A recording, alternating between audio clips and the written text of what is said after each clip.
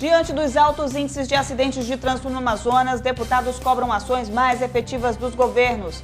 Deputado Marcelo Ramos afirma que falta infraestrutura em Manaus para receber a Copa de 2014. E na edição do Alian Notícias de hoje, você também vai ver. José Ricardo defende ampla discussão com a sociedade sobre o orçamento do Estado para o próximo ano. Deputado Orlando Cidade destaca a importância econômica da produção do pirarucu para o Estado. E mais, com 65 anos de história, Rádio Difusora do Amazonas é homenageada no Poder Legislativo.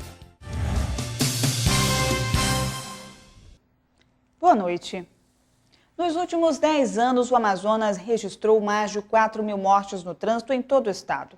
No ano passado, pelo menos 470 motociclistas morreram vítimas de acidentes, segundo dados do Mapa da Violência, divulgado pelo Centro Brasileiro de Estudo Latino-Americano.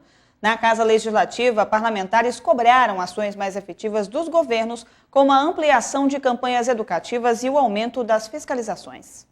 Dados do Mapa da Violência de 2013 apontam que nos últimos 11 anos, mais de uma pessoa morreu vítima de acidente de trânsito no Amazonas. O estado registrou 4.118 mortes de 2001 a 2011. Destas, 60% foram em Manaus. No Amazonas, a maioria dos mortos no trânsito em 2012 foram motociclistas. O número chegou a 470, seguido dos pedestres, com 142, e ciclistas, com 42. Os dados chamaram a atenção do oposicionista Luiz Castro, que cobrou na tribuna legislativa a ampliação das campanhas educativas para coibir a violência no trânsito. Não é que as campanhas não tenham dado resultado em relação aos acidentes de automóveis. Elas têm dado algum resultado positivo, sim, em relação aos acidentes de automóvel. Elas precisam ser intensificadas, ampliadas, sistematizadas. Aqui em Manaus há um trabalho conjunto do DETRAN com a Secretaria Municipal de Saúde e o Intrans, de prevenção, de intervenção em alguns pontos críticos na vida do turismo, na vinda de festas, locais onde muitos acidentes aconteceram, e as estatísticas comprovam que intervenções naqueles locais com blitz ajudam a diminuir o número de acidentes. Para Marcelo Ramos, que é presidente da Comissão de Transporte, Trânsito e Mobilidade, o aumento no número de mortes de ciclistas deu-se por um problema estrutural de mobilidade urbana, e parte da contribuição para o aumento das mortes foi pela regularização do transporte de passageiros pelo serviço de mototáxi. O parlamentar cobrou ainda mais fiscalizações da lei seca. Eu entendo que a cidade de Manaus cometeu um erro quando regularizou o transporte de passageiros em veículos de duas rodas. Veículo de duas rodas não é veículo para transporte de passageiros. Isso faz mal para o trânsito e coloca em risco a população que precisa se deslocar na cidade. Então, a ampliação sem controle desse modal de transporte de passageiro faz com que cresça muito o índice de acidentes. Fora isso, nós temos um avanço em relação à fiscalização da lei seca, mas isso precisa ser radicalizado e precisa ser feito com mais eficiência e com mais firmeza. Desde 2008, as motos são as principais causadoras de mortes no trânsito brasileiro, superando o número de pedestres em 25%. O deputado estadual pelo PSB, Marcelo Ramos, criticou a falta de infraestrutura do estado para receber o maior evento esportivo do mundo. De acordo com o parlamentar, não houve o reordenamento do centro da cidade para a Copa de 2014 e garantiu que o executivo não fará mais o projeto de sustentabilidade previsto para ser implantado na Arena da Amazônia. Marcelo Ramos, deputado estadual pelo PSB, criticou a falta de infraestrutura para receber a Copa do Mundo. De acordo com o parlamentar, as obras de mobilidade urbana que estavam previstas para serem realizadas não foram feitas. Apenas uma reforma na arena, uma reforma no aeroporto e uma obra da arena que não servirá para nada um dia após a Copa do Mundo. Infelizmente, o que restará desse evento Copa do Mundo em Manaus, que tanta expectativa gerou para que fosse indutor de obras de infraestrutura e de reordenação urbanística da cidade, no final sobrará uma arena, a reforma do aeroporto e uma dívida de mais de R$1 bilhão para ser paga com o suor do trabalho do povo do Amazonas. Ramos criticou ainda o fato de o projeto da Arena da Amazônia não ser sustentável, conforme estava previsto no projeto inicial, o que, segundo o parlamentar, deveria gerar economia aos cofres do estado. A Arena foi anunciada para os amazonenses e para o mundo como uma obra sustentável, que boa parte da energia utilizada por ela seria decorrente da geração de energia solar, e agora o governo anuncia que abandonou o projeto de sustentabilidade. E aí duas explicações precisam ser dadas. Primeiro, a absurda falta de planejamento. Eles dizem que não terá a obra de sustentabilidade por causa das chuvas. Parece até que só começou a chover em Manaus em novembro, dezembro e janeiro agora. E segundo, eles precisam explicar se não haverá o projeto de sustentabilidade, quanto isso reduzirá nos custos da obra. Porque é óbvio que quando a obra foi concebida incluindo esses custos.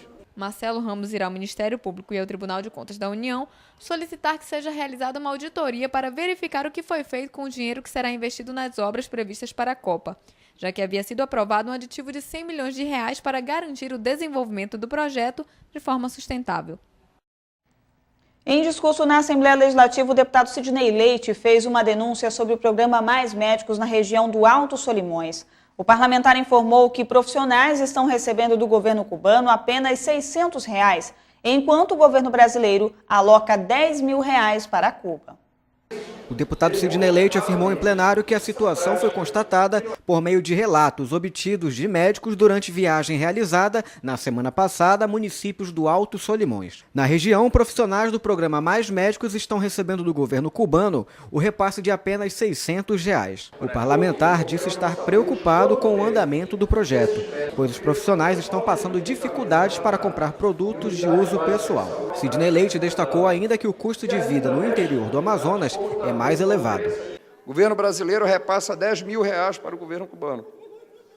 As prefeituras garantem a hospedagem e alimentação. E somente, senhor presidente, R$ 600 é o valor destinado para os médicos que atuam naquela região do Alto Solimões. Não posso afirmar no Amazonas porque eu não tenho essa informação, mas é o valor repassado por esses médicos, segundo informação desses profissionais que estão atuando lá naquela região do Alto Solimões, e que isso demonstra claramente essa prática que não é uma prática recomendável. A microrregião do Alto Solimões engloba 9 municípios. As principais cidades são Benjamin Constant, São Paulo de Olivença, Tabatinga e Santo Antônio do Içá. Orlando Cidade destacou hoje em discurso a assinatura do decreto pelo Executivo que disciplina a criação de pirarucu no Amazonas. De acordo com o deputado, a legislação é um importante impulso para alavancar a produção do pescado, que é atualmente a última colocada entre os estados da região norte. O pirarucu, que chega a medir até 3 metros e pesar 200 quilos, tem a pesca proibida por legislação federal em rios do estado desde 2006. O peixe só pode ser comercializado se for oriundo de piscicultura devidamente registrado e acompanhado de comprovante de origem, além da pesca de caráter científico e capturada em áreas de manejo de lagos autorizados pelo IBAMA. Em discurso no plenário Rui Araújo, o deputado Orlando Cidade, presidente da Comissão de Agricultura, Pecuária, Pesca, Abastecimento e Desenvolvimento Rural, destacou o decreto do governo do estado que regulamenta a criação do pirarucu. Os criadores registrados no IPAAN têm 180 dias para comparecer ao órgão para regularizar os criadouros de peixe. O deputado Orlando Cidade afirmou que esta é a oportunidade para que piscicultores do Amazonas que produzem ou querem produzir o pirarucu possam requerer a legislação, atendendo lei ambiental que passou a ser mais flexível. Tudo para gerar emprego e renda à população do interior do estado. O governador Maziz recentemente fez esse decreto, foi publicado, que dá oportunidade aos piscicultores, principalmente piscicultura de pirarucu, se legalizar. Está dando um prazo de 180 dias para que todos se legalizem e venham criar peixe de maneira sustentável dentro da legalidade. Ainda sobre a produção do pirarucu, o parlamentar criticou ainda o processo de salga do pescado abatido no estado. Segundo ele, a técnica é ultrapassada e mesmo o bacalhau, o produto que inspirou o bacalhau da Amazônia, é vendido dessalgado. Orlando Cidade defendeu a produção do pirarucu seco. Senado Federal realiza seminário para discutir o papel das ouvidorias legislativas e ainda a Rádio Difusora do Amazonas é homenageada na Alean. Essas e outras notícias no próximo bloco. Em casa, no carro ou no trabalho, Você também pode acompanhar as atividades da Assembleia Legislativa através da Rádio Ali. Sintonize na FM 106,9 e não deixe de saber sobre projetos de lei, agendas e outros assuntos da Casa Legislativa Amazonense. Assembleia Legislativa do Amazonas, cuidando da nossa gente. O deputado José Ricardo defendeu hoje em plenário uma ampla discussão com a sociedade sobre o orçamento do Estado para 2014, antes que a peça orçamentária seja votada em dezembro. São recursos na ordem de 14 bilhões de reais para áreas como educação, saúde e segurança. O deputado petista também é autor de um projeto de emenda à Constituição que já tramita na Assembleia, que prevê o debate sobre o tema, antes que o projeto seja apreciado. Foi no pronunciamento da sessão plenária desta terça-feira, dia 26, que o líder do Partido dos Trabalhadores na Assembleia Legislativa, deputado José Ricardo, defendeu que sejam realizadas audiências públicas com a participação da população para que os cidadãos conheçam e opinem sobre o orçamento do Estado, antes mesmo que a matéria seja encaminhada pelo governador do Amazonas para apreciação na ALI. Segundo o parlamentar, o debate do orçamento está assegurado na Lei de Responsabilidade Fiscal, o que é descumprido pelo atual governo. Participativo significa o Poder Executivo criar os meios para a população participar do debate, conhecer a proposta, verificar emendas, sugestões, prioridades. Nós precisamos caminhar para isso aí. É o projeto que eu tenho nesta casa desde 2011, que está parado e que não anda. Que, portanto, esse é o caminho correto. Ouvir do povo, que é o dono do dinheiro, o que fazer com o dinheiro público. Em parte ao discurso de José Ricardo, os deputados Marcelo Ramos, do PSB, e Luiz Castro, do PPS, defendem a aprovação da proposta de emenda à Constituição do orçamento impositivo. A PEC prevê que 0,54% do orçamento do Estado sejam destinados para que os parlamentares do Poder Legislativo indiquem em que a verba será aplicada. Para os deputados, o orçamento impositivo é um primeiro passo para que os debates sejam realizados na elaboração do orçamento estadual. Eu penso que o orçamento impositivo ele é um passo importante, o primeiro passo, que é garantir as emendas parlamentares, mas o passo seguinte tem que ser dado, que é garantir também que a população possa decidir a aplicação de parte desses recursos do orçamento e que também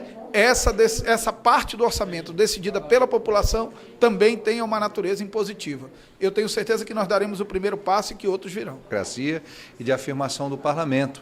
Se nós não podemos sair da situação hoje, que é muito ruim, para a situação ideal, mas podemos dar um passo positivo nessa direção, por que não fazê-lo? Eu acho um pouco incoerente defender o orçamento participativo e não fazer do impositivo um primeiro passo para esse orçamento ser efetivamente participativo. É um passo pequeno, mas é um passo importante na direção da democracia, da participação da sociedade e da afirmação do direito e do dever de cada parlamentar de bem representar a sociedade na discussão e na elaboração do orçamento público. Para José Ricardo, os deputados têm um trabalho apenas de fiscalizar as ações do governo do Estado e não de executar. Por isso, o parlamentar é contra o orçamento impositivo. É para o Legislativo ficar contente porque o parlamentar agora vai ter uma outra emenda para indicar um outro lugar.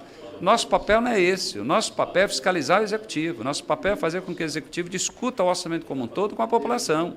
Nosso papel é poder legislativo, é fiscalizar. Nós não somos poder executivo para estar preocupado em executar tal obra que agora o governador vai fazer uma grande benesse para ajudar os deputados nesse aspecto. O deputado José Ricardo anunciou que semana que vem realizará audiências públicas nas zonas Norte, Leste e Oeste para ouvir a população em relação ao orçamento do Estado. A Comissão Especial de Avaliação das Leis Estaduais da Assembleia Legislativa deve apresentar relatório parcial dos trabalhos nesta quarta-feira. Mais informações com a repórter Pérola Paula. No relatório consta a verificação feita em leis entre o ano de 1962 até junho de 2012. Entre os aspectos avaliados estão a caducidade, ou seja, aquelas leis que já perderam a aplicabilidade, as que não são cumpridas, seja por falta de fiscalização ou regulamentação e outras razões, e ainda a questão do conflito de competência, onde a lei interfere em assuntos de alçada municipal ou federal. O objetivo do trabalho é atualizar as leis estaduais. A apresentação do documento deverá acontecer nesta quarta-feira, a partir das 9 horas da manhã, aqui na sede da Assembleia Legislativa. Pérola Paula, para o Alean Notícias. Na sessão plenária desta terça-feira, a deputada Conceição Sampaio falou sobre os 16 dias de ativismo pelo fim da violência contra a mulher. A parlamentar destacou as ações realizadas em Manaus. Os 16 dias de ativismo feminino é uma mobilização em todo o mundo que busca eliminar as formas de violência contra a mulher. Na sessão plenária, a deputada Conceição Sampaio, presidente da Comissão da Mulher da Assembleia Legislativa, lembrou das ações realizadas em Manaus. No dia de ontem, estivemos na Delegacia Especializada de Crimes contra a Mulher, numa reunião de todos os movimentos de mulheres. Em seguida, a Assembleia promoveu um grande debate falando do funcionamento do juizado de combate à violência que nós, mulheres, infelizmente, ainda sofremos nesse país. À tarde, na Praça do Congresso, mais um ato público da União Brasileira de Mulheres e, durante até o dia 10 de dezembro, uma grande programação estará sendo executada. A parlamentar lembrou ainda da campanha Laço Branco, que terá participação ativa da Comissão da Mulher da Alean e será realizada no dia 6. Essa é uma campanha que envolve os nossos homens, os homens de bem, porque nós sabemos que nenhuma violência precisa ser continuada. Porque na violência não é só a mulher que perde, na violência a mulher perde, na violência o homem perde, mas, Padre Mauro, certamente que na violência quem mais perdem são os nossos filhos. E nós precisamos resgatar a sociedade brasileira, precisamos destruir essa mancha que cai sobre a nossa sociedade. O líder do PPS, Luiz Castro, apoia a campanha. Eu acho que nós, homens de boa vontade, homens que têm uma cultura que limita o machismo, dizer que não somos machistas é hipócrita, porque nós herdamos essa cultura, mas nós precisamos trabalhar contra a violência, precisamos trabalhar a favor da paz. Portanto, eu sou contra a violência do homem em relação à mulher, favorável a que trabalhemos culturalmente um novo momento de respeito à mulher brasileira, à mulher amazonense, e que a gente aprenda em casa, que é uma covardia. É algo absolutamente inaceitável o homem bater em mulher, por qualquer motivo. Os 16 dias de ativismo seguem até o dia 10 de dezembro. CPI da Telefonia apresenta resultado de pesquisa de insatisfação em relação aos serviços prestados pelas operadoras no Amazonas. Deputado Adjuto Afonso apresenta indicação ao governo para um banco com o DNA de presos condenados pela Justiça. E mais, Senado Federal realiza seminário para discutir o papel das ouvidorias legislativas. Veja no nosso resumo de notícias. Nesta quarta-feira, a CPI da Telefonia da Assembleia Legislativa do Amazonas apresenta o resultado da pesquisa de insatisfação dos consumidores em relação aos serviços de telefonia móvel, fixa e internet. Ao todo, a pesquisa ouviu mais de 8 mil consumidores que emitiram opiniões sobre os serviços prestados pelas operadoras no Amazonas, entre os quais sinal, internet, créditos, cobrança, serviço de atendimento ao cliente e publicidade. Em discurso na tribuna da Alean, o deputado Sidney Leite fez um relato de reclamação dos moradores do município de Tefé, a 523 quilômetros de Manaus, sobre os possíveis apagões na telefonia móvel. De acordo com o parlamentar, que é membro da CPI que investiga os serviços no Amazonas, os usuários ficaram mais de 20 horas sem a atividade da operadora Vivo na sexta-feira passada. O problema, segundo os moradores, tem se agravado desde setembro deste ano. Deputado Cabo Maciel, presidente da Comissão de Segurança Pública da Alean, se reuniu com os policiais da turma de 97 para tratar do curso de formação de cabo, o CFC. No encontro foi definido que toda a turma que está sendo prejudicada há mais de 17 anos sem promoção iniciará o curso no dia 16 de dezembro de 2013. Deputado Davi Almeida parabenizou o Hemoam pela realização da Semana do Doador de Sangue. O parlamentar aproveitou a oportunidade para convidar a população a participar. Eu quero aqui conclamar e convidar a população a se fazer presente ao Hemoam durante toda essa semana, em que ali terão palestras educativas e informativas com relação à importância da doação de sangue. Em discurso no pequeno expediente, o deputado Adjuto Afonso destacou participação no seminário O Futuro Amazônico, Hidrovias 2014 a 2031 na última semana. O deputado defendeu que os rios amazônicos são as estradas do estado e por isso precisam ter atenção diferenciada pelo poder público. O parlamentar destacou a importância de investimentos em infraestrutura de navegação, além da regulamentação legal do modal de transporte. E ainda no discurso, o deputado Adjunto Afonso apresentou uma indicação ao governo do estado para que fosse criado um banco com DNA de presos condenados pela justiça. De acordo com o parlamentar, a indicação visa integrar ao sistema tecnológico da Secretaria de Segurança Pública do Amazonas o banco de DNA, a fim de armazenar dados de perfil genético dos presos condenados para auxiliar o Instituto de Criminalística na apuração de crimes de reincidentes em investigações futuras. A solicitação do parlamentar atende à lei federal que institui o Banco Nacional e Rede Integrada de Perfis Genéticos. Deputado Tony Medeiros encaminhou requerimento ao governo do estado solicitando a construção de um cinema-teatro para o município de Maués, a 268 quilômetros da capital. De acordo com o parlamentar, a Casa de Espetáculo será fundamental para consolidar as atividades culturais e atrair mais turistas para o local. A proposta seguiu para a Secretaria de Cultura do Amazonas. O Senado Federal realizou na manhã desta terça-feira um seminário dedicado a discutir o papel das ouvidorias legislativas. Servidores da ALENHAM acompanharam o evento por meio de videoconferência. Um dos principais temas abordados foi a importância das ouvidorias na ampliação da participação popular nas decisões do Poder Legislativo. Isso aproxima a população junto ao Poder Legislativo na consolidação dos projetos de leis, né? Isso traz as demandas populares, entendeu? Aonde você pode desenvolver um projeto dentro da Assembleia Legislativa com as necessidades reais da população. Porque muitas vezes os projetos são feitos em termos de teoria, né? Teoria e não vai na prática. E quando você ouve a demanda da população, ouvindo as problemáticas delas lá no local dela, você faz um projeto equilíbrico que vai realmente ansiar a necessidade dessa população. Com 65 anos de atividades no Amazonas, a radiodifusora recebeu homenagens na Assembleia Legislativa. Marcada pelo compromisso com a notícia, a emissora se tornou referência em todo o estado quando passou a suprir as lacunas de informação deixadas pelos correios e telégrafos em uma época em que telefonia para o interior era inexistente. Durante a sessão especial proposta pelo deputado Belarmino Lins, autoridades e parlamentares reconheceram o trabalho dos profissionais da emissora.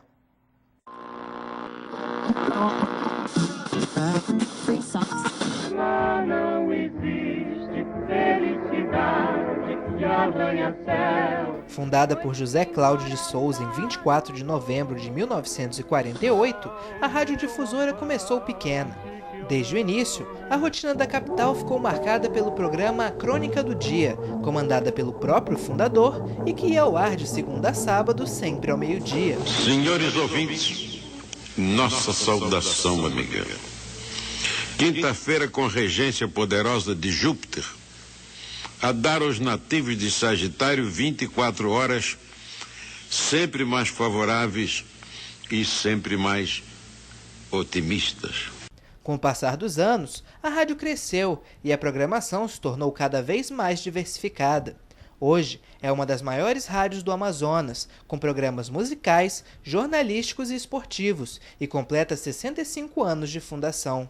Para celebrar a data, o deputado Belarmino Lins propôs uma sessão especial em homenagem à emissora.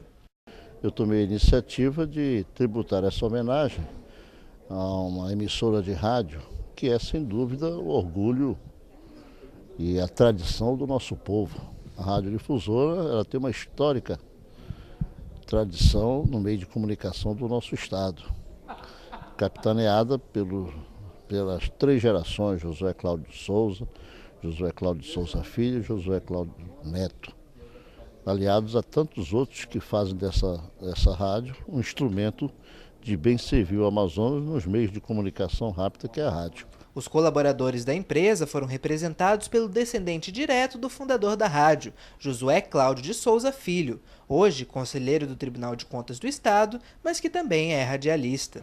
Eu sou radialista há 50 anos e quando eu rememoro os primeiros dias da rádio, uma torre de madeira, um estúdio alugado, um transmissor, o prédio construído com os restos doados do Hotel Amazonas, é que eu lembro que meu pai teve 8 grandes amigos que entraram com 50 contos de réis cada um, e ele com a ideia E ele nunca tinha visto rádio, era de jornal, mas jornal era muito caro. E ele optou pelo rádio e encantou pelo verbo, né? E são 65 anos que a gente diz de amor no ar. Aquela outra filosofia, plantar amor, colher amigos, ele não é apenas uma filosofia, ele é um ato. O evento também foi marcado pela presença de autoridades. O governador do estado, Omar Aziz, e o prefeito de Manaus, Arthur Neto, comentaram a longa trajetória da rádio. Os chefes do executivo estadual e municipal reconhecem a difusora como importante veículo de comunicação amazonense. A difusora tem uma relação estreita com o povo amazonense, né? Começado pelo nosso querido amigo Josué Cláudio e seguido pela família dele, uma emissora com 65 anos servindo a população do estado do Amazonas, principalmente a cidade de Manaus, em que todos nós que vivemos nessa cidade, crescemos nessa cidade, quem não ouviu falar no Jornal da Manhã da Difusora, no programa do Josué, no programa do Valdir e outros programas. E é uma rádio que eu tenho um respeito muito grande, porque se ainda nós temos um pouco de futebol amazonense, foi uma das poucas rádios que ficou insistindo, né? A Difusora insistiu com o futebol amazonense. Sempre manteve uma equipe de transmissão, fazendo sacrifício para que isso acontecesse. E a gente tem nela um grande carinho, um grande respeito, e por isso a minha presença aqui hoje. Eu reconheço desde criança os serviços prestados à população, aquela história dos avisos que salvaram vidas, as músicas que geraram namoros, casamentos, enfim, a presença muito forte do interior, na capital, aquela crônica do Josué Pai ao meio-dia, a comunicação do Josué Filho, e depois hoje em dia o Valdir Correia, o Garotinho, ou seja, muita repercussão, uma empresa familiar que está de pé há 65 anos, o que é muito raro no Brasil e é muito raro aqui no estado. Eu só rendo homenagens porque tenho muito carinho por todos que fazem aquele grande trabalho nessa rádio de enorme valia para a nossa sociedade. Diversos parlamentares também parabenizaram os funcionários. Segundo o presidente da Assembleia Legislativa, deputado Josué Neto, os últimos 65 anos foram marcados pela parceria entre a rádio e a sociedade. O que fica aqui hoje e o que foi ressaltado é o legado de fazer uma comunicação voltada para o interesse da população, não só com relação à comunicação em si informativa, né, do jornalismo, que a Difusora já está há mais de 50 anos aí fazendo esse trabalho, como também com relação à comunicação social, né, de levar a informação necessária para as pessoas, muitas das vezes mostrando quais os problemas que nós temos na cidade de Manaus. Que o legado da Difusora ele tem muito mais a ver com a parte da sociedade nesse sentido mais humano, né, preocupado realmente com o bem-estar das pessoas. Essa é a informação que a Difusora tem nesses 65 anos como característica.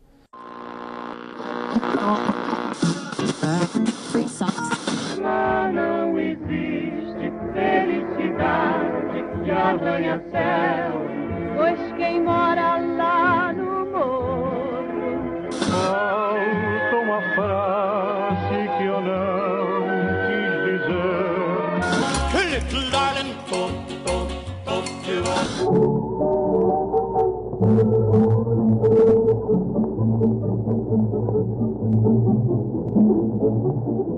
Senhores ouvintes, nossa saudação amiga. A Difusora vem no interregno da saída do papai dos associados para a política. Elege-se deputado estadual em 46 e por isso não podia mais ser empregado do Chateaubriand, o diretor-geral dos associados. Já estava no Diário Oficial como diretor. Ganha um mandato com uma votação boa, não foi a maior, mas foi uma votação expressiva para o Nobel, né, um recém-chegado, o papai de Manaus, 43, 44, 45, a eleição foi em 46. Vamos dizer que o Diário Oficial esteve na 7 de setembro e passou para Dr. Machado. E foi lá que o papai fez uma carta ao presidente Dutra, manuscrita. Por incrível que pareça, foi deferida e dada uma concessão na segunda faixa do rádio. Ora, Manaus não tinha energia. Rádio era coisa de rico. Era o Transglobe Fico, aquele enorme, né? Ou Filco holandês. Funcionava inclusive a baterias também, não apenas as pilhas grandes. E na segunda faixa, como sobreviver? 9 amigos, 50 mil contos de réis cada um, dentre eles a figura inesquecível de Jaime Bittencourt Araújo, que foi o único que ficou com o papai até o fim, porque o resto saía com medo dos prejuízos que a rádio ia gerar. As fontes de recursos tiveram que ser criadas via avisos para o interior do estado, ao arrepio da legislação, até que o Correio, um dia, manda uma nota para a rádio, pedindo que a rádio divulgasse que o seu operador em Coari colocasse a estação do Correio no ar às 18 horas. Aí oficializou, né? Mostrou que o serviço era essencial. Quer dizer que a difusora também substituía suplementarmente o Correio. E essa era a nossa fonte de renda, quem pagava a folha, quem pagava a energia, quem pagava as pessoas. E a festa da mocidade, que era o teatro ao vivo, que era uma concorrência linda, bonita, uma disputa, como houve aqui os grandes clássicos eternos Rio Negro Nacional, era semanalmente, fim de semana, a difusora e a maloca. Uma Francisco Alva, outra Elimininha Borba, outra Silvio Caldas, outra Calbi Peixoto, uma Ângela Maria, outra Dalva de Oliveira. E a cidade, né, se bipartia, se rachava nessa preferência entre a tradição da Baré e a novidade que era a difusora. 8 amigos, cada um com 50 mil réis, inaugurou no dia 24 de novembro de 1948, no antigo depósito da rua Joaquim Sarmento, número 100, a ZYS8, 62,40 metros, ondas intermediárias, a radiodifusora do Amazonas. Contou uma equipe de radialistas amigos que toparam a parada sem mesmo saber quanto iriam ganhar. Vicente Lauria, Miranda Braga, Dantas de Mesquita, Carlos Leal, Jaime Pascarelli, Luiz Gonzaga, Epifânio Martins, Oswaldo Soares, o Bico Doce, Índio do Brasil, Rômulo Gomes, Andréa Limonge, Jorge e Correia Araújo, Belmiro Vianês, Walter Raiol, o Zé do Parque e Fred, que não era outro senão o Flaviano Limonge. A rádio, para mim, foi o meio de comunicação mais importante deste nosso Brasil. Eu comecei no rádio em 1958,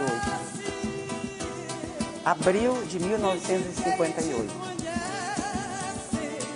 E todos que trabalhavam na rádio naquela época, me lembro, João Bosco Ramos de Lima, Josué Cláudio de Souza, Rômulo Gomes, Denizar Menezes, homens de vozes bonitas, expressivas. Eu, criança, escutava, na minha casa não tinha rádio, tinha rádio na casa da minha tia Joana. E eu ficava encantada escutando aquelas músicas, escutando os cantores da radiodifusora. Um que me encantou logo, a primeira vez que eu escutei foi Estevão Santos, cantando a sua Zíngara. Para mim aquilo vai ficar eternamente na minha mente.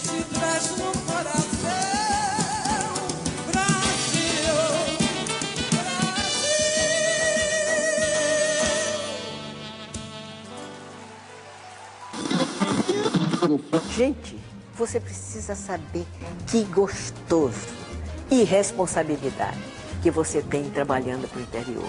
Ah, mas é gostoso. Que coisa o interior, aquela humildade do povo. Ele quer te ver como é que tu és, porque eu passava o aviso todo dia para eles. Dona fulana, e eles vinham na televisão, na rádio, para conhecer a gente, para conhecer os funcionários da rádio. Mas é muito gostoso. Olha, o trabalho que a gente presta, a rádio presta para o interior, Desculpe a televisão, mas eu acho que tão cedo ela não chega lá. Eu costumo dizer que o povo do interior, principalmente o pescador, ele só não leva a rádio quando ele vai pescar peixe-boi, porque aí não tem como, ele nem pesca mais peixe-boi agora porque está proibido, né? Porque senão os peixes vão embora. Mas eles levam um rádio e colocam no galho da maniva e fio radinho de pilha e fica escutando. Isso é verdade, gente. Emoção a qualquer hora, 24 horas com você. O amor em forma de canção faz o coração bater. São 65 primaveras que a difusora só dá bola pra você. Lembrei dos momentos que vivemos. O amor do Amazonas está no ar, estou ligado. Meu coração pensando em você. A história do nosso amor ligada em você. Emoção a qualquer hora. A difusora ligada em você. Emoção a qualquer hora. A difusora ligada em você. Emoção a qualquer hora. A difusora ligada em você. Emoção a qualquer hora. A difusora ligada em você. Difusora.